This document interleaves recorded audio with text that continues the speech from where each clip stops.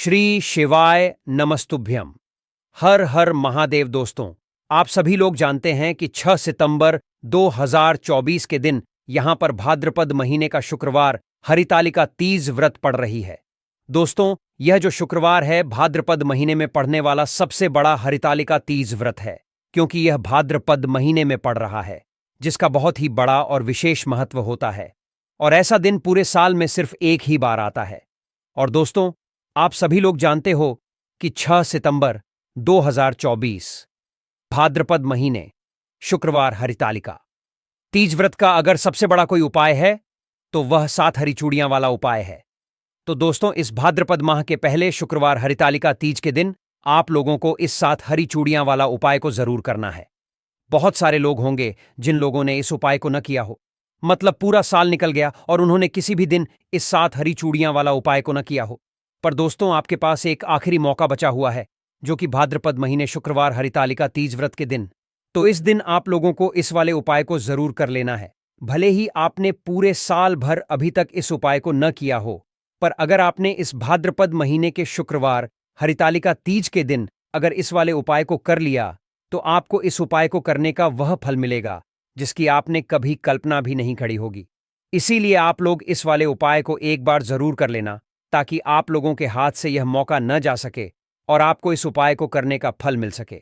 दोस्तों, यह उपाय पंडित जी ने अपनी अब भी की ही शिव महापुराण की कथा में बताया है, जिस उपाय को आज हम आपको बहुत अच्छे से समझाने वाले हैं। इस वीडियो को देखने के बाद इस उपाय को समझने के लिए आपको कोई और वीडियो को देखने की जरूरत नहीं पड़ेगी। तो चलिए दोस्तों, उपाय को शुरू करते हैं। देखिए, यह भाद्रपद महीने के शुक्रवार हरितालिका तीज के दिन यह इतना खास होता है, इतना महत्वपूर्ण होता है।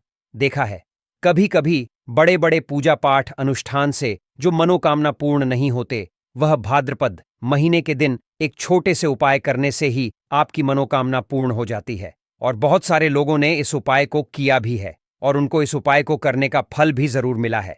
अगर आप लोग भी इस उपाय को करना चाहते हैं तो आप इस उपाय को पहले अच्छे से समझ लेना, सुन लेना, उसके बाद करना। आपको इस उपाय का फल जरूर मिलेगा। और इस उपाय को कर लेने से आपके घर में चाहे किसी भी प्रकार की दुख और समस्या क्यों न चल रही हो, आपको उसका कारण भी नहीं पता है कि भाई यह समस्या किस कारण से चल रही है। उसका कुछ भी कारण हो सकता है, जैसे पितृदोष हो सकता है या किसी भी तरह का मंगल दोष भी हो सकता है। तो इस दिन आप लोगों को 7 हरी चूड़ियां वाला उपाय कर लेना है। यह एक ऐसा उपाय है जिस उपाय को अगर किसी विशेष दिन पर किया जाए तो भाई उस विशेष दिन का जो है वह तो हमें मिलता ही मिलता है, पर हमने उस दिन पर इस उपाय को किया है तो हमें उससे भी बड़ा फल मिलता है।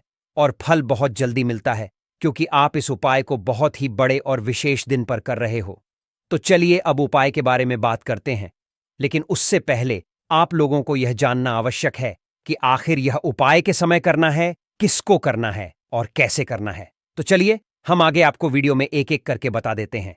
लेकिन उससे पहले अगर आप लोग हमारे चैनल पर नए हैं तो हमारे चैनल को सब्सक्राइब कर लेना और इस वीडियो को लाइक करके कमेंट बॉक्स में श्री शिवाय नमस्तुभयम ओम नमः शिवाय जरूर टाइप कर देना। तो दोस्तों, इस 7 हरी चूड़ियां वाला उपाय को हमें शुक्रवार हरितालिका तीज के दिन कैसे करना है, किसको करना है, किस समय करना है और कहां पर करना है, ये सारे सवालों के जवाब आपको इस वीडियो में मिल जाएंगे। और जो यह वीडियो देखेगा भाई, उसको 7 हरी चूड़ियां वाला उपाय जरूर करना चाहिए, क्योंकि इस दिन हरी चूड़ियां का भी बहुत ही बड़ा और विशेष महत्व होता है। और जब बात आ जाए 7 हरी चूड़ियां की, तो यह सोने पे सुहागा वाली बात हो जाती है और यह एक बहुत ही बड़ा उपाय हो जाता है इस भाद्रपद शुक्रवार हरितालिका तीज काबू। तो अब दोस्तों, इस 7 हरी चूड़ियां वाला उपाय को आखिर करना किसको है, सबसे पहले हम लोग वह बात जान लेते हैं। तो देखो, घर की जो बड़ी माताएं बहनें होती हैं, उन माताओं बहनों में से कोई भी एक बड़ी माता बहन इस वाले उपाय को कर सकती है। और दोस्तों, अगर आप चाहे तो अपने घर में से सभी सदस्यों को भी इस उपाय को करवा सकते हैं।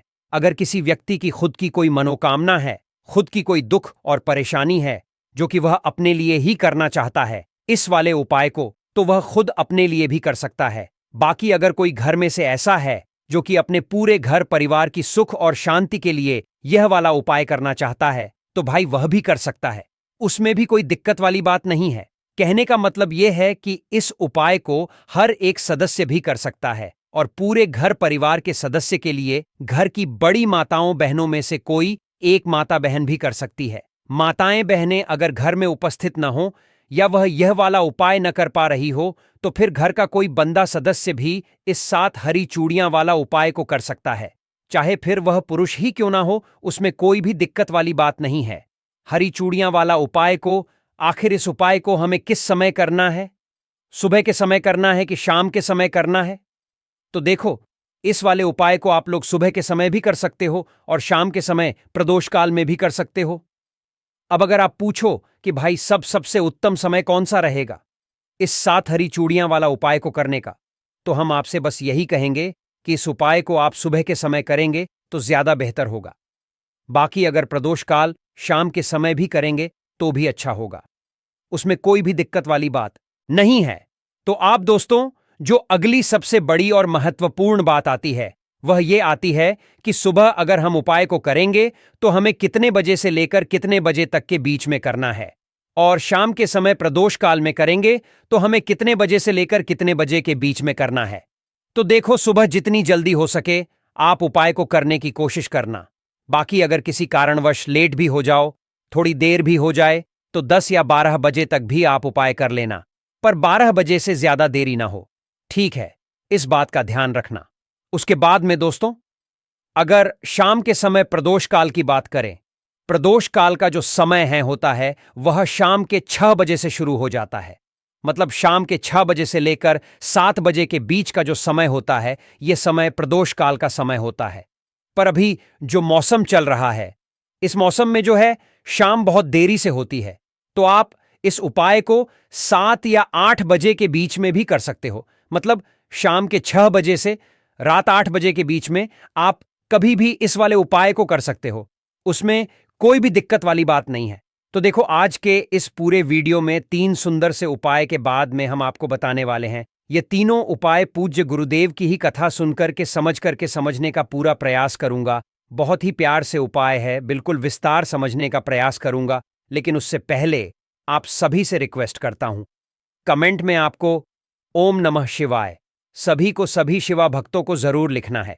देखो, पति पत्नी में बहुत ज्यादा लड़ाई होती है, पति पत्नी में इतनी लड़ाई हो गई है कि तलाक तक की नौबत आ गई है, तो ये उपाय आप कर सकते हैं।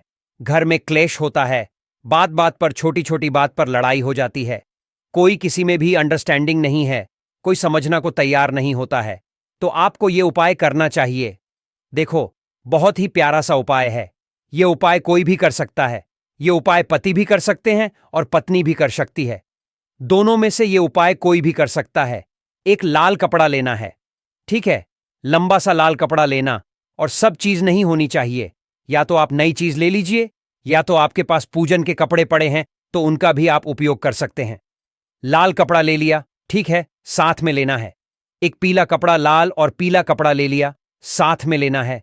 सेवन चावल के साथ चावल, यानी कि अक्षत के दिन लेना है। अक्षत के दिन खंडित नहीं होनी चाहिए थी, के साथ में लेना है गेहूं, गेहूं के दिल पर। आप 5, 7, 11 जो आपकी इच्छा हो, थोड़े से गेहूं के दिन भी आपको लेना है, साथ में लेना है। एक का सिक्का, देखो, एक का सिक्का भी ले सकते हो। चांदी का सिक्का है तो चांदी का सिक्का ले लीजिए। दोनों में से आपको एक चीज लेनी है, ठीक है। अब आपको क्या करना है समझना, आपको जाना है भगवान शिव के मंदिर में हरितालिका तीज पर 6 सितंबर शुक्रवार को सुबह से लेकर के शाम तक, रात्रि तक, जब आपकी इच्छा हो तब आप ही उपाय कर सकते हैं। आप समझना, यह सारी सामग्री लेकर के जाओगे। भगवान शिव के शिवलिंग के वहां पर पूरा शिवा परिवार विराजित होता है। देखिए, देखिए, कार्तिकेय जी होते हैं, गणेश जी होते हैं, माता पार्वती होती है, नदी जी होते हैं। तो आपको ऐसे शिवलिंग की वहां पर जाना है जहां पर शिवाजी के साथ में माता पार्वती भी है। तो देखो, करना क्या है, एक लाल कपड़ा जो लेकर क्या है वो आपको माता पार्वती को उदा देना है, ठीक है। और जो पीला कपड़ा लेकर क्या है वह भगवान शिवा को उदा देना है। और उसके बाद इन दोनों का गठबंधन करना है। दोनों को आपको गांठ लगा, लेकिन गांठ लगाओगे ना तो उसे गांठ के अंदर आपको ये 7 चावल के तेल, 5 गेहूं के डैन, 1 का सिक्का, ये आपको रखना है और गार्डन बंद देनी है, ठीक है। दोनों कपड़े के बीच में आपको एक गार्डन बनी है, और उसके बाद आप झोली प्रसार कर महादेव से प्रार्थना करें कि मेरे घर में यह क्लेश है, आपको दूर करना है। यह समस्या मेरे घर में रही है, हमारे घर में प्रेम भाव बिल्कुल भी नहीं है। आपकी कृपा से माता पार्वती और भगवान सेवा, आप दोनों की कृपा से हमारे घर में सुख शांति आए, ऐसी आपको प्रार्थना करनी है, ग्राहक लिस्ट दूर हो जाए, ऐसी आपको कामना करनी है। और उसके बाद यह जो आपने लाल कपड़ा पीला पड़ा और गठबंधन करना, ये गठबंधन आपको दोनों कपड़े और गठबंधन जो कर है वो आपको पूरा आपको घर पर लेकर किया जाना है और घर में आपको यह रख देना है। आपके घर में अगर पति पत्नी में लड़ाई होती है तो आपकी उपाय कर सकते हैं, किसी भी लड़ाई होगी सब दूर हो जाएगी। बहुत ही प्यारा सा उपाय है। तो देखो ये उपाय भी आप कर सकते हैं। ये हो गया पहले उपाय। अब हम बात करते हैं दूसरों पर अखंड सौभाग्य की प्रताप के लिए। देखिए बहुत ही प्यारा सा उपाय है। यदि आपके माँ में अगर किसी भी प्रकार का दर्द राहत, न विशेषकर महिलाएं ही उपाय करेगी, किन्हीं जिनके माह में बहुत ज्यादा डर रहा साथ है अखंड सौभाग्य की प्रताप के लिए। देखो अगर आपके पति किसी मुसीबत में भी पड़ने वाले होंगे ना, तो वह मुसीबत पहले से ही दूर हो जाएगी। किसी भी प्रकार का रोग उन्हें हो गया है या आप चाहते हैं कि उनके जीवन में किसी भी प्रकार का रोग न हो, तो आपको यू पैक करना चाहिए। देखो करना क्या है, समझना है 7 सेवन हरी चूड़ियां, ठीक है। साथ में लेना है मूली का धागा, दीपा। बस ये तीनों सामग्री लेकर के आपको जाना है बेलपत्र के पेड़ के वहां पर 18 सितंबर को सुबह से लेकर के रात्रि तक। जब आपकी इच्छा हो तब आपकी उपाय कर सकते हैं। सबसे पहले जद में यह गोल बांटी का जो दीपक है जिसके अंदर की भारत हुआ है, इस दीपक को आपको प्रेरित करना है। उसके बाद जो बेलपत्र का पेड़ है, पेड़ की टहनी है, वहां पर आपको आई है जो हरी चूड़ियां, जो लेकर 7 हरी चूड़ियां लेकर क्या नहीं है। और 7 हरी चूड़ियां को आपको जो मौलिक धागा है ना, मूली के धागे से आपको बंध देनी है। और आपकी भी विशेष कामना है अखंड सौभाग्य के लिए, आपके पति को कभी भी बीमारी ना हो। इस प्रकार से आपको कामना करते हुए ये 7 चूड़ियां आपको बंद देनी है। देखो एक साथ भी बन सकते हो, या तो एक एक करके नीचे करके फुलेरा टाइप जो होता है ना, उसे टाइप से भी आप ये 7 चूड़ियां बंध सकते हो, ठीक है। लंबी एक के नीचे एक बांधते हो तो बहुत ही अच्छी बात है, इस प्रकार से भी आप बंध सकते हो। तो ये हो गया दूसरा उपाय। देखिए अब हम बात करते हैं तीसरी महा उपाय कि ये उपाय है ओम का उपाय। अगर घर में लड़की का किसी का भी विवाह नहीं हो पा रहा है, तो लड़के और लड़कियां जिनका विवाह नहीं होकर रहा है उनको यह उपाय करना है। देखो ये उपाय बहुत ही प्यार सा आसान सा उपाय है, हर कोई उपाय कर सकता है। कोई दूसरा उपाय आपको करने की जरूरत नहीं पड़ेगी। यदि आपका विवाह नहीं हो पा रहा है, विवाह में कोई भी आंच बढ़ जाती है, कोई यह विवाह होते होते बात बनते बनते बिगड़ जाती है, तो आपको यह उपाय करना है। देखो करना क्या है समझना। आपको एक बेलपत्र लेना है, ठीक है। साथ में लेना है आबे के पत्र के अंदर जल, और साथ में लेना है आपको पीला चंदन, ठीक है। हरितालिका तीज के दिन जिनका भी विवाह नहीं हो पा रहा है या वैवाहिक जीवन में कोई भी अब नहीं रही है, तो उन्हें दूर करने के लिए आईपीओ पैर कर सकते हैं। देखो ये तीनों सामग्री लेकर के आपको भगवान शिव के मंदिर में जाना है। आप लंदन कौन सा लोग, पीला चंदन लोग, ठीक है।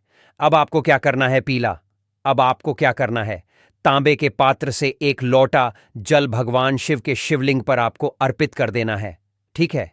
बेलपत्र है, बेलपत्र की जो चिकनी वाली साइड है उसमें आपको पीला चंदन से उसे ऊपर वाली पट्टी पर आपको ओम लिखना है। जब आप ओम लिखोगे तो मां ही जवाब ओम लिखोगे। उसके बाद ओम गौरी शंकर नमः, ओम गौरी शंकर आय नमः, तुम गौरी शंकर आय नमः। इस मंत्र का 3 बार जप करना है और तीनों बार में आपकी जो भी विषय कामना है वह बोल करके इस बेलपत्र को आपको भगवान शिव के शिवलिंग पर आपको अर्पित कर देना है। चिकेन वाला साइड नीचे होना चाहिए, उनका साहिब नीचे होना चाहिए। इस प्रकार से यह उपाय करना है। आपकी जो भी विशेष कामना है वह आपको वापस से बोलनी है, चाहे विवाह से जुड़ी हुई हो, चाहे दाम्पत्य के जीवन में खुशियां लाने हो, तो आप यूं पर कर सकते हैं। और यह ऊपर बहुत ही खास है, विशेषकर हरितालिका तीज पर ही किया जाता है। तो यह उपाय तो जिन लोगों का विवाह नहीं हो पा रहा है उन लोगों को विशेष का यह उपाय करना चाहिए। तो देखो आज के इस पूरे वीडियो में 3 सुंदर से हरितालिका तीज के हमने उपाय बताए हैं। तीनों में से जो उपाय आपको लगता है बहुत ही प्यार से छोटे छोटे उपाय है, करके देखिए, फायदा आपको जरूर मिलेगा। तो दोस्तों ये थे पूज्य गुरुजी द्वारा बताए गए कुछ बहुत ही खास उपाय। अगर आपको जानकारी अच्छी लगी हो तो वीडियो लाइक जरूर करिएगा।